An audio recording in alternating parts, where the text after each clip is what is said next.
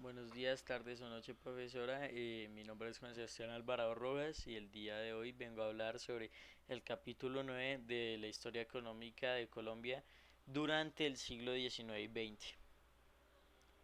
Muy bien, para empezar voy a hablar un poco por encima sobre lo que podemos evidenciar en el capítulo, pero pues bastante por encima. Muy bien, lo primero que podemos observar es que Colombia tiene un crecimiento lento y que se ve afectado constantemente por crisis y por guerras, ya sea interna o externa. Y ambas lo han afectado en todo este crecimiento que en su mayoría podemos ver en el siglo XX, ya que se hace más énfasis en este siglo que en el siglo XIX.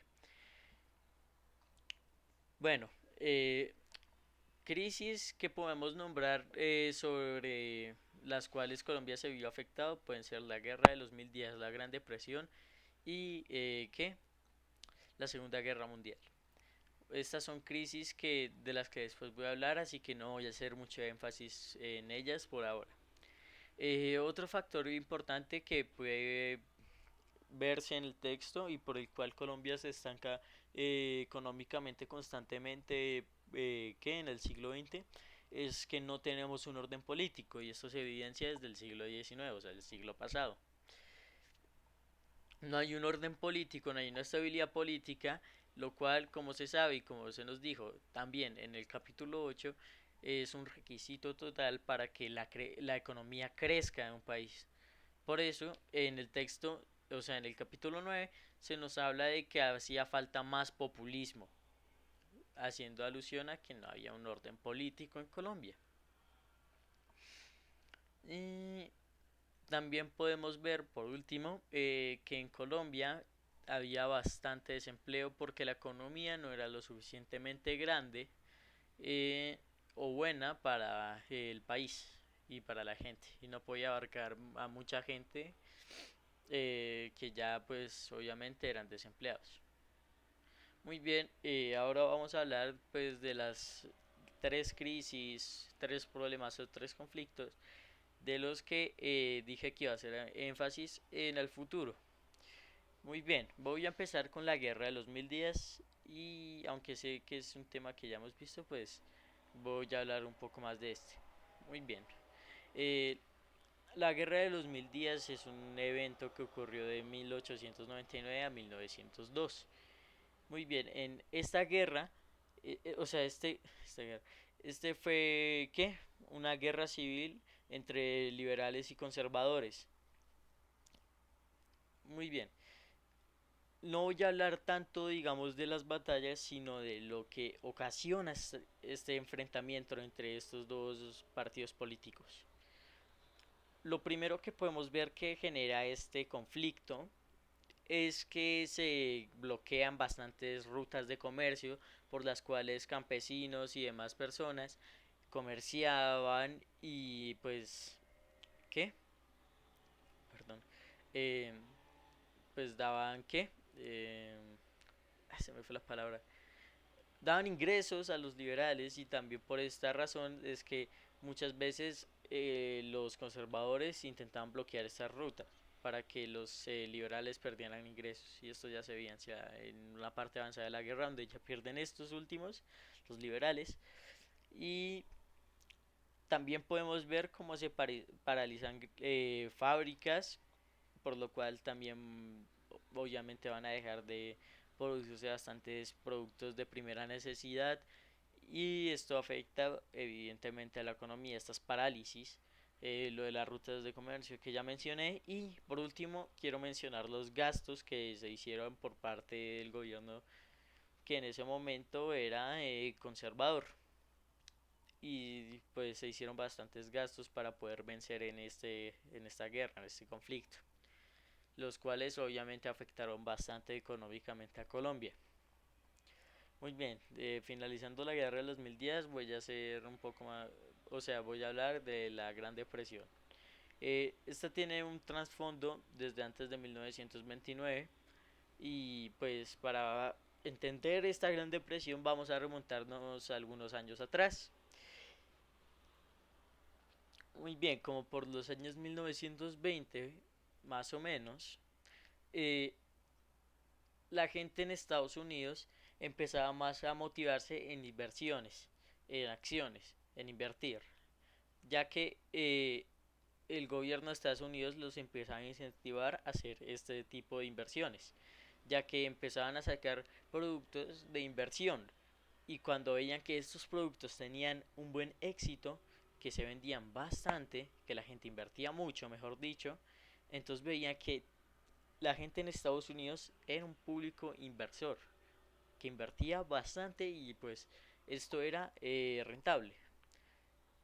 Se seguían sacando productos de este estilo por diferentes lados y esto pues se puede decir que hasta una persona que no sabe mucho del tema podía invertir aún así. Y esto después va a tomar relevancia, que la gente que no sabe mucho del tema, pues que invierta sin saber así, porque ve que pues da ganancias a futuro.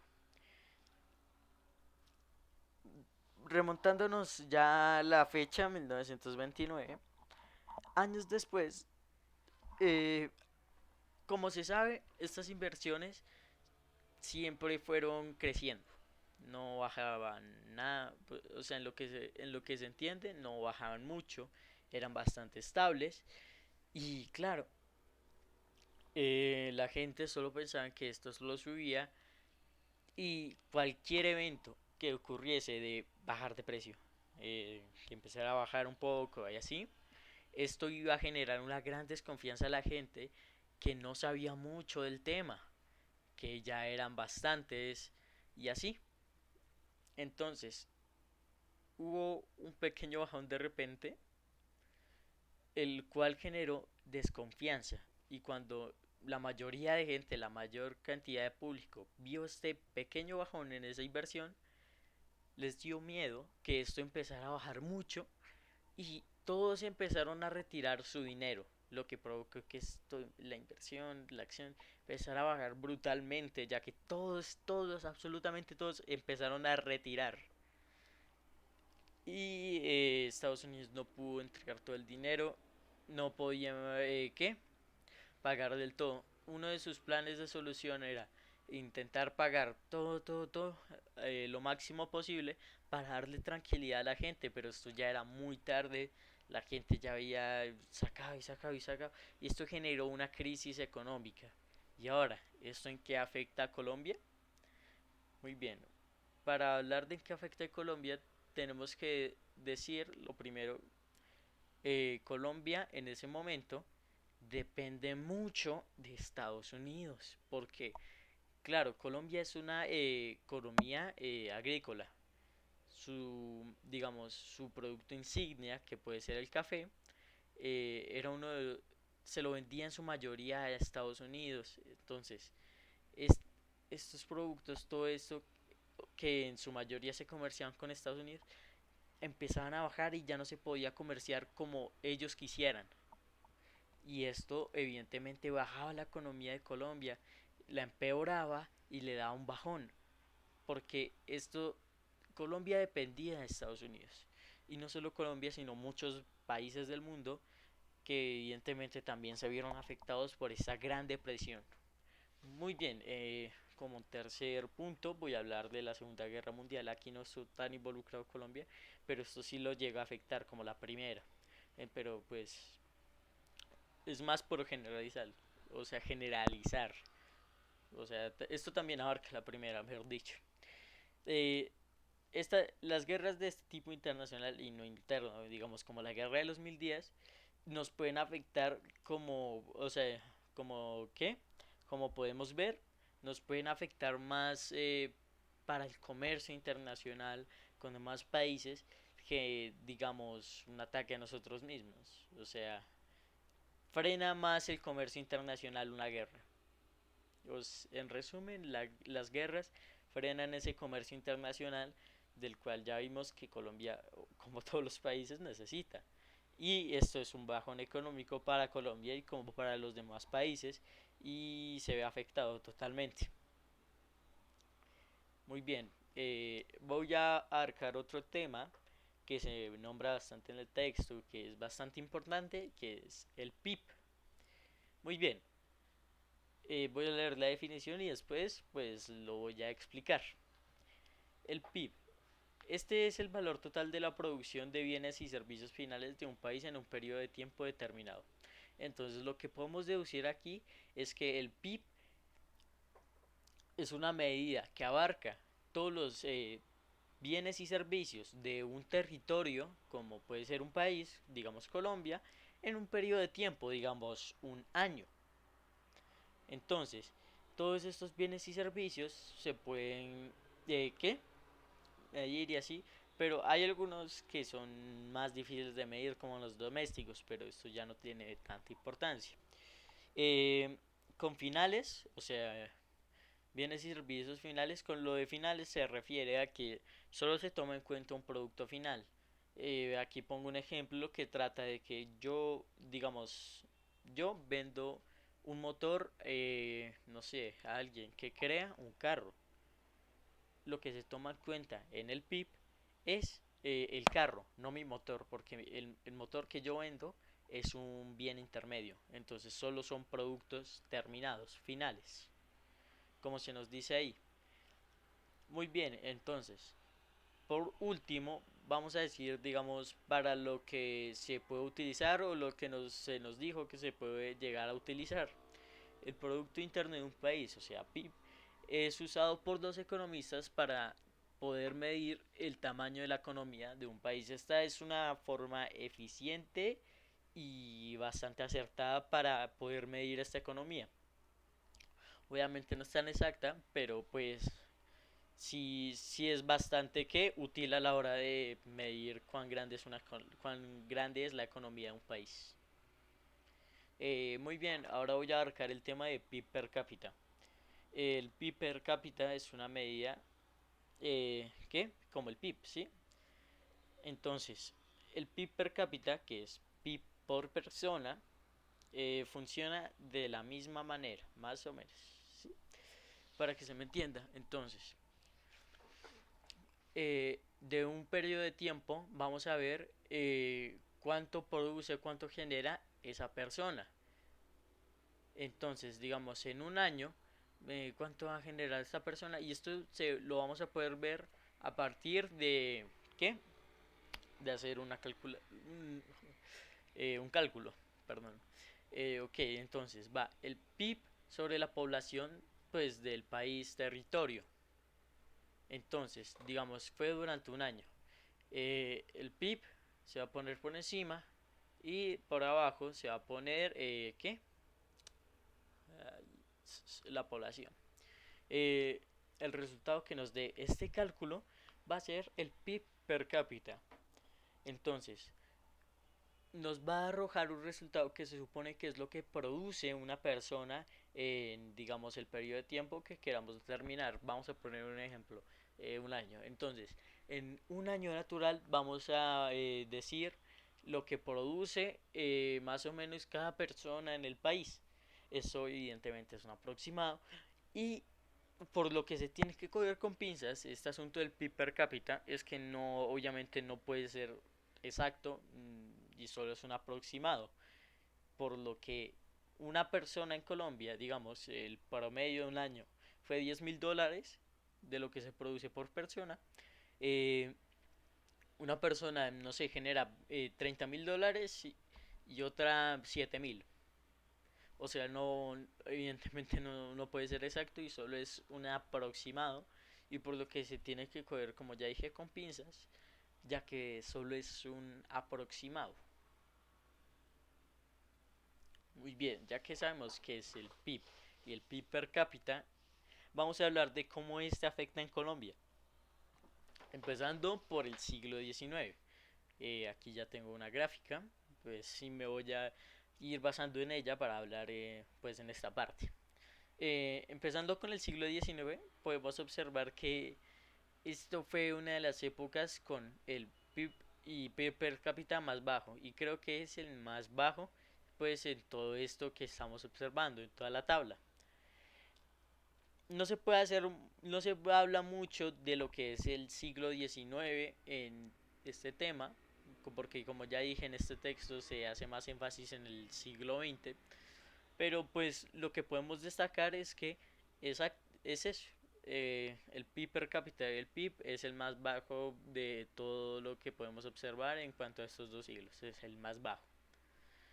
Muy bien, entonces ya hablando del siglo XX, que es el que más se centra esto, podemos ver en la tabla que al principio, aunque nos estamos recuperando de la guerra de los mil días, teníamos una buena recuperación, estamos teniendo un buen crecimiento hasta 1924 por estos años como podemos ver en la tabla, pero porque después empezaban a haber problemas, crisis. Ya habían pasado la primera guerra mundial y demás que aunque afectan a nuestro crecimiento del país, este sigue avanzando bien. Hasta digamos, ay, ese es el mejor ejemplo que puedo dar o sea, cerca de 1924-1929 llega la Gran Depresión, que obviamente esto nos da un bajón en nuestra economía. Después la Segunda Guerra Mundial y así continuamos con crisis que hacen que Colombia vaya en decadencia económicamente, o sea, empiece a dejar de crecer como se desea. Sumando estas crisis a que no hay un orden político estable en Colombia, Colombia va en decadencia constante durante este siglo, durante la mayoría del siglo, no logra recuperarse de esto y vemos crisis como la de final de siglo, como la Segunda Guerra Mundial, como la Gran Depresión, muchas crisis que no, con un orden político, como ya dije, no nos permitieron crecer como quisiéramos en este siglo. Y no podemos ver un buen avance en este siglo, aunque evidentemente pues sí hubo un crecimiento, porque tiene que haber, ¿no? Y como o sea, para terminar esta parte, puedo decir que digamos hasta desde el 2000 al 2012 podemos llegar a ver cifras similares al fin, digamos a las de principio de siglo, como, o sea, se puede decir que se pudo recuperar ya, ya vemos como que se recuperó totalmente. Seguimos. Y para terminar, voy a dar mis conclusiones sobre todo lo que fue el capítulo y pues obviamente todo lo que hablamos. El siglo XIX lo voy a tocar mucho porque pues ya sabemos que se enfocó más en el siglo XX. Muy bien. Como pudimos observar, Colombia es un país que no tiene un orden político y esto le ha pesado para crecer económicamente y pues lo hemos observado a lo largo de todo el siglo XX porque siempre está el liberal y el conservador, la disputa, más que nada a principio de siglo, obviamente, y esto siempre ha sido un problema en Colombia durante este siglo. Muy bien, también no es solo Colombia, como pudimos ver, sino crisis que nos afectaron económicamente durante todo el siglo, lo que más sumado que el país no estaba yendo bien políticamente, esto inevitablemente nos afectaba económicamente, por lo que podemos decir que Colombia no le fue bien, o no avanzó, no creció como hubiera querido durante el siglo XX.